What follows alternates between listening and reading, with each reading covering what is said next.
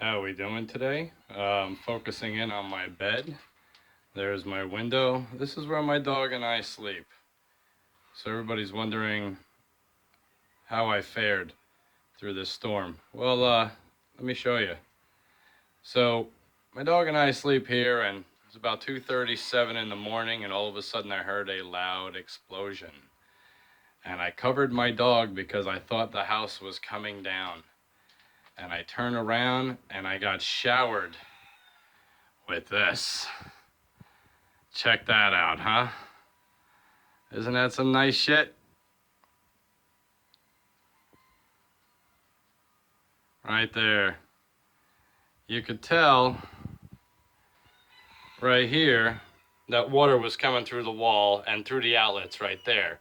This room and half of the house actually blew out power first before the other half of the house blew. So there's water damage up in that ceiling somewhere that led to coming through and shutting off all of my outlets, even my ceiling fan in here. But anyway, this is, let me go back to this side.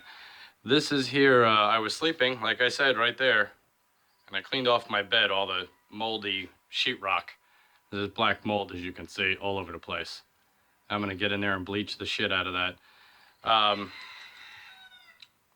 Whoever built this room really didn't do a very good job of putting the addition on. Pretty much the room that I'm in right now is an addition, as you could see. You can still see the siding. Hold on a second, let me get my flashlight situated. There we go. You could still see the siding right here from the old house. And what I'm in is the addition. What these things are right here, these look like little 1x2s. You know, and you don't put 1x2s when you marry two buildings together. That's a no-no. What they did was here is they built a fake wall, and they did not install screws into that sheetrock at all, or else it would have stayed on here. And now when I lift, those are old screws from old rock, as you can see. If I lifted up this here, there wouldn't be any sheetrock screw holes in it. It peeled off. That was pretty much what was holding it on, was the paint. So whoever painted it did a very good job. There's more black mold. I got to get in here and bleach this room out. Old wiring right there. Kind of looks like tin too. Look at all that. Yeah, I'm going to have to bleach all that out of there. That's all nasty stuff. But anyway, this was the damage that I woke up to at roughly 2:37 in the morning. Like I said, the pressure from the storm pressurized my house, and it blew the wall out. So what I'm going to do is I'm going to take you outside. Here's the rest of the good morning stuff I got to clean up today. That was the only time my asshole puckered throughout this whole storm, was when that happened. And the reason why that happens is because if you see right there, these holes, they drilled these holes and they put little vents pretty much. That's supposed to be to vent the house. The only thing it did was pressurize the house when the storm came. I don't know why they don't put a ridge cap on this thing, but I guess that's Key West building for you. You know, you don't do it right. You just drill holes and say fuck it. I've never drilled holes in a roof like that, in a fascia like that, but that's pretty much what pressurized the house. The wind came directly from behind me. As you can see, all the trees are stripped. Everything. This used to be one big canopy over the whole yard, and now I can actually see the neighbor's porch. But yeah, this here is my yard now. Canopy, isn't that nice? That's all right.